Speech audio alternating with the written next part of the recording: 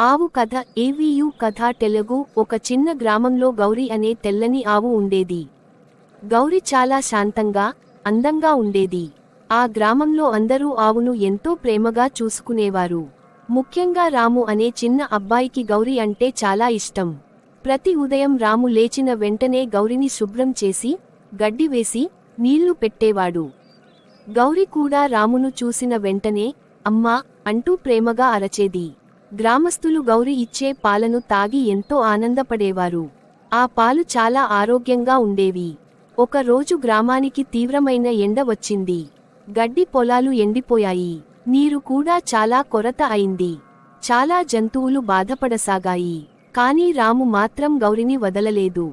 రోజూ చాలా దూరం నడిచి ఒక చిన్న నది దగ్గరికి తీసుకెళ్లి నీరు తాగించేవాడు. ఒక సాయంత్రం గౌరి అడవిలోకి వెళ్లిపోయింది. రాము భయపడ్డాడు. గ్రామమంతా వెతికారు.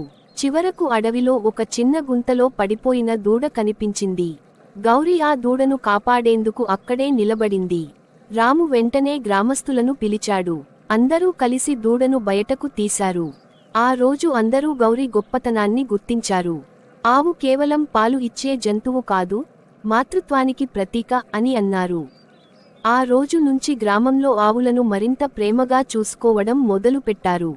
రాము, గౌరి స్నేహం అందరికీ ఆదర్శంగా. గౌరి ఆవు దూడను కాపాడిన రోజు తర్వాత గ్రామంలో ఒక కొత్త మార్పు వచ్చింది.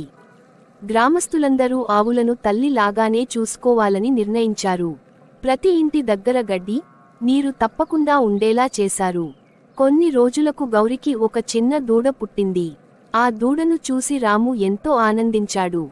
దానికి చిట్టి అని పేరు పెట్టాడు. చిట్టి చాలా చురుకుగా, ఆడుకుంటూ ఉండేది. గౌరి దూడను ఎంతో ప్రేమగా చూసుకుంటూ రామును చూసినప్పుడు కూడా మురిసిపోయేది.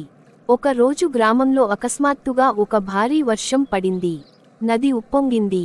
పొలాలు నీటిలో మునిగిపోయాయి. ఆ సమయంలో రాము గౌరి, చిట్టిని తీసుకుని కొండవైపు వెళ్లాడు.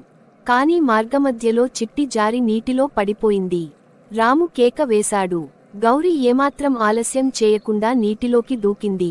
ప్రవాహం బలంగా ఉన్నా గౌరి తన శక్తినంతా ఉపయోగించి చిట్టిని బయటకు తీసుకొచ్చింది. ఆ దృశ్యం చూసిన గ్రామస్తుల కళ్లలో నీళ్లు తిరిగాయి. ఆ రోజు నుంచి గౌరిని గ్రామంలో గౌరీ మాత అని పిలవడం మొదలుపెట్టారు. గ్రామ దేవాలయం దగ్గర గౌరి కోసం ఒక చిన్న ఆశ్రయం కూడా కట్టారు. రాము పెద్దవాడయ్యాడు. చదువు పూర్తయ్యాక గ్రామానికే సేవ చేయాలని నిర్ణయించాడు. జంతువుల సంరక్షణే తన లక్ష్యంగా పెట్టుకున్నాడు.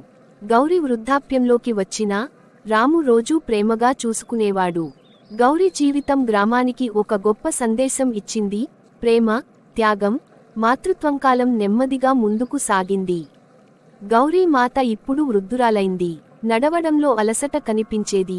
కాని కళ్లలో మాత్రం అదే మమకారం.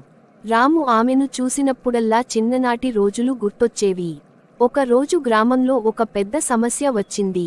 సమీప పట్టణం నుండి కొంతమంది వచ్చి గ్రామ భూములను కొనుగోలు చేసి ఫ్యాక్టరీ కట్టాలని చెప్పారు. దానివల్ల గడ్డి పొలాలు నశిస్తాయి, జంతువులకు చోటు ఉండదు. గ్రామసభ జరిగింది. కొందరు డబ్బు కోసం ఒప్పుకున్నారు. కాని రాము మాత్రం నిలబడి అన్నాడు, ఈ భూములు పోతే మన ఆవులు, మన జీవితం కూడా పోతాయి. ఆ సమయంలో గౌరీ మాత నెమ్మదిగా ముందుకు నడిచింది. గ్రామసభ మధ్యలో నిలబడి అలసిన స్వరంతో అమ్మా అని అరచింది.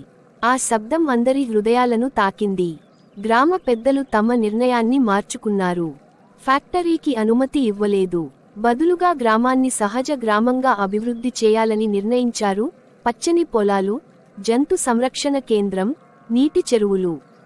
కొన్ని నెలల తర్వాత గౌరీ మాత శాంతంగా కన్నుమూసింది. ఆ రోజు గ్రామం మొత్తం మౌనంగా మారింది. రాము కళ్లలో కన్నీళ్లు, కాని ముఖంలో గర్వం. గౌరీ మాత జీవితం వృథా కాలేదు. గ్రామం మధ్యలో ఒక చిన్న స్మారకం నిర్మించారు. దానిపై ఇలా వ్రాసారు, మాతృత్వం నడిచిన రూపం గౌరీ మాత. చిట్టి ఇప్పుడు పెద్ద ఆవైంది. ఆమె పిల్లలు గ్రామమంతా తిరుగుతూ ఆనందంగా పెరిగాయి.